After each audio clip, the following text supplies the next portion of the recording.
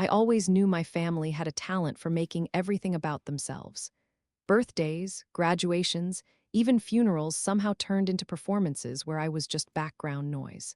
But I never believed they would ruin the one day that was supposed to be mine. My wedding day started beautifully. The venue was simple but warm, the kind of place that smelled like flowers and fresh wood. I stood in front of the mirror in my dress, hands shaking, trying to breathe through the nerves. For once I felt chosen, loved, safe. My partner squeezed my hand and whispered, "Today is ours." No matter what, I should have listened harder to that sentence. The first crack appeared during the ceremony.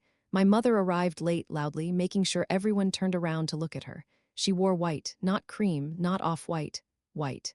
When I caught her eye, she smiled like it was a private joke. My father followed, complaining about the seating, muttering about how close he was to the aisle. My siblings laughed like this was entertainment. I kept going. I said my vows. I held it together. The reception is where everything collapsed. During the speeches, my brother grabbed the microphone without being invited. He joked about how I was always dramatic and how he was surprised anyone agreed to marry me.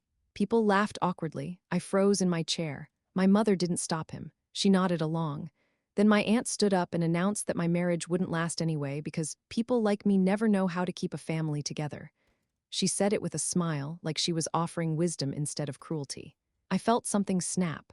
When my father demanded the DJ change the music to something he preferred, and my mother started arguing with the caterer over portion sizes, I realized something painfully clear. They didn't come to celebrate me, they came to control the room. My partner stood up, took my hand, and quietly said, "We're leaving."